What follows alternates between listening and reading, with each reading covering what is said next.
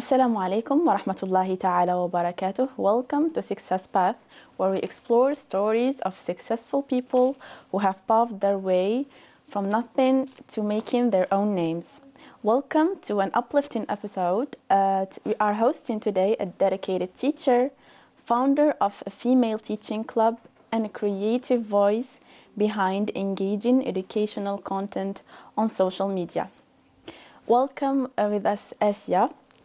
Arwi Asia, I say, welcome with us. Thank you. Assalamu alaikum. First of all, I would like to thank you for giving me a chance to be here among you, since I've seen that too many successful people and leaders been through this TV show and sat on the same seat. I'm honored to be one of them. So thank you so much. Thank you. The pleasure is ours. Dear viewers, let's go to the jingle and come back to start our interesting conversation with Arwi Asia.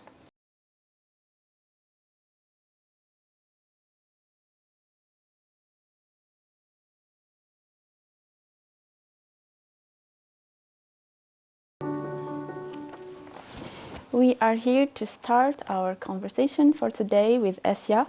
Asia, can you share more about your background and what inspired you to become an English teacher and to found your own club for women for teaching them languages and Al-Quran also? Voila, let's start. Okay. First of all, this is my first time here. Of course, not everyone know me. Maybe Welcome some people, again. thank you. Some people know me through social media and they don't know the story behind of me becoming a teacher. So let's tell this story. Thank you, sure. So my English in me, actually a story that started since I was 5 years old. Oh, so young. So if you go in my hometown and you ask everyone like Asia, and Asia English. So I feel like I wasn't choosing English, but it was choosing me. English was your nickname. Exactly. I was even called Miss English in primary school until I went to middle school and we started actually studying English. So first of all is when I was young, I was seeking to learn English. Mm-hmm. When I grew up, I was like, I've learned English, now it's me to give this to other people and to lighten the way to other people. So what inspired me to become an English teacher actually, besides that I tried so many times to become a teacher, I volunteered at the American Corner for 2 years, first year as an educator, second year as a manager of one of the education departments, and I was like, this is what I want to do. I want to be a teacher. I was teaching there. I've learned so many things. I met so many people and I volunteered in different spaces. I tried podcast hosting. I tried tour guiding, too many things. I tried even STEM, the international program, but I was like, I'm made for teaching. Yes, let's stick with teaching. Let's stick with teaching. Exactly, yes. Which led me to, I was like, since I lightened the way to myself, why wouldn't I do the same thing for other women? Knowing that too many women in our Algerian community, they have lack of English, especially if they're married, they have responsibilities. Yes.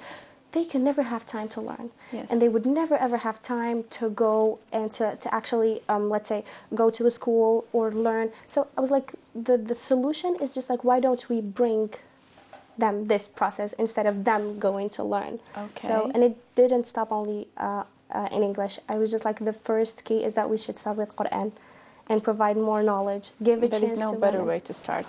Exactly.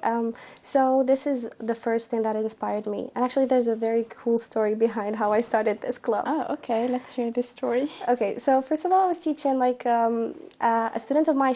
She's 28 years old. Samiha, her name. I can mention her name. So first of all, the reason I was like, why do you want to learn English? She was like, because I have a 6-year-old boy and he speaks English fluently and I cannot answer him. Whenever he talks to me, I understand, but I cannot exactly. I can't understand. I can't talk to him.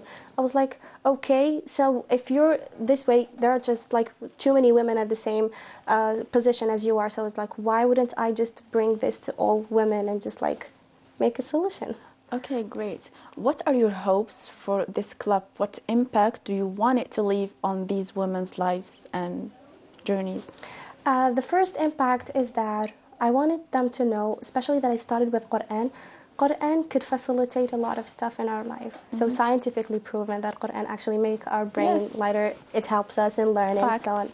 Exactly. So I wanted to prove the theory to them. Second is that there is always a way to learn. We should never ever put excuses. So if you cannot go to school, a school can come to you at home. And it's super easy, simple. So the impact that I wanted to leave to them is just like make time for yourself during the day. So when it's like 8 o'clock and just like, oh, it's 8, my time to learn English. Oh, it's my time to learn Qur'an. Oh, it's my time. So whenever you're challenging, or how many challenges do you have in your life, you will always remember that this is time for yourself. You should build yourself because you are number one person who's going to build the community. Yes, of course, yes. So, yeah. Okay, now as a teacher and a founder, how do you infuse creativity and fun into your educational methods and teaching techniques? Okay, this question is so good actually. I always wanted to answer this question. Okay. So first of all, as you may see through my, let's say, account on social media on Instagram, I always use like fun methods and fun ways to teach kids. I'm a big fan of teaching kids. I teach all the categories, but if you ask me which one is, yeah, kids is my favorite. So I was like, I spoke in one of my videos, previous video, about Mariah Montessori and John Dewey. So if you're going to ask me, what does has this to do with what am I asking you actually? It's just like Mariah Montessori, she's like now, she created school back then, but now it's like a method to teach. And John Dewey, if we say John Dewey, we say learning by doing, the book. Yes. And the quote is like, the students are, let's say, the students learn better when they're actively engaged. So there must be experiential learning. So if there is fun and there is like experience in the process, actually the students will learn easily. Yes, whether they're children, adults, seniors, doesn't matter. And this is the theory that I wanted to prove to everyone. English is a language, okay? Even the same thing for different languages. Yes. You should live it, right? You should feel it. It's just like, it's not like math and physics and other subjects that you just like need to study hard and get it. So it's just like you need to live it. We need to bring it like alive.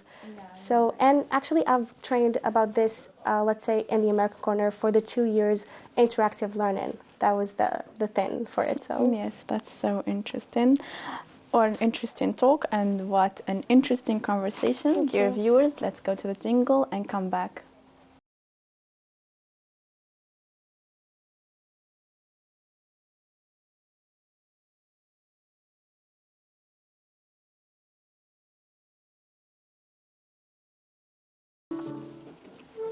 Dear viewers, we are back with Asia.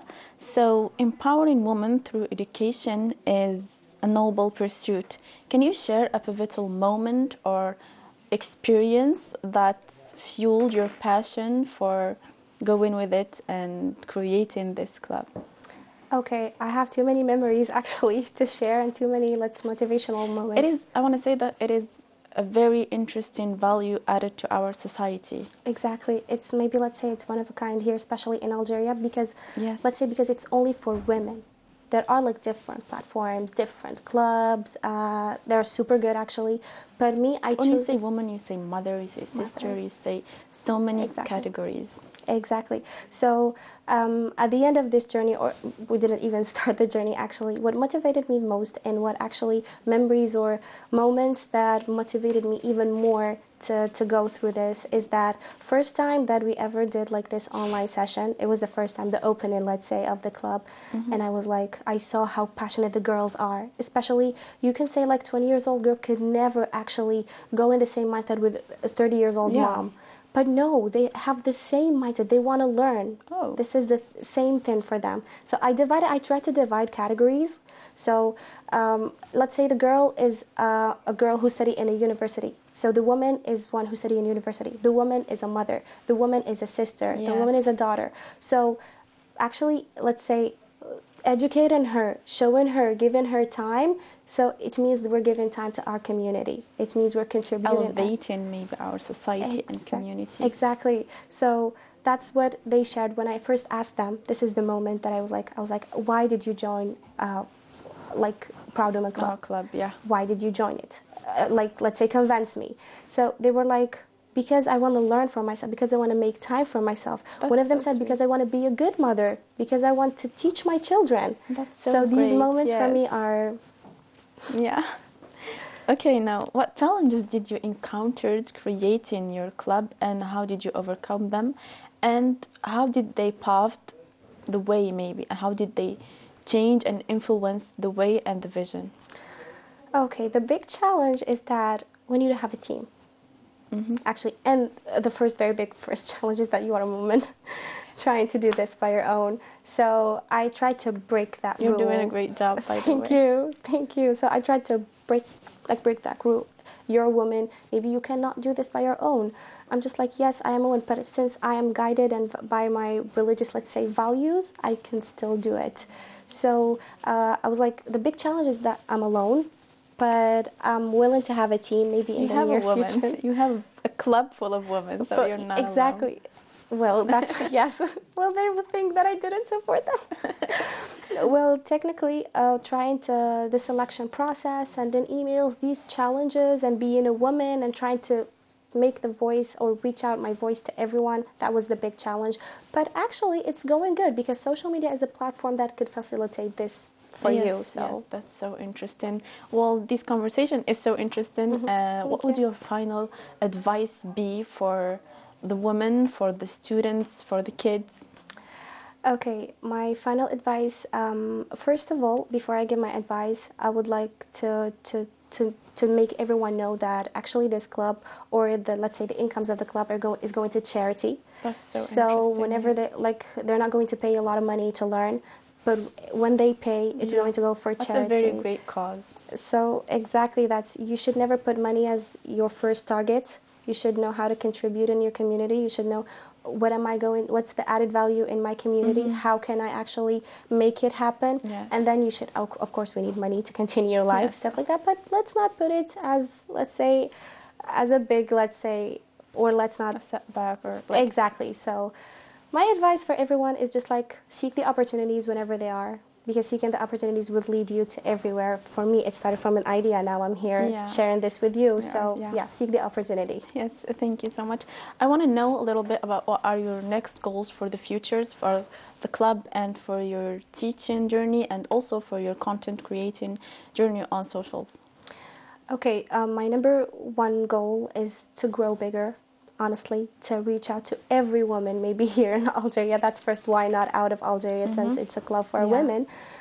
This is how, when it comes to the club. Yes. Why not being maybe sponsored? Why not working with other platforms? Why not collaborating with big names? Yes. Why not? Yes, hopefully.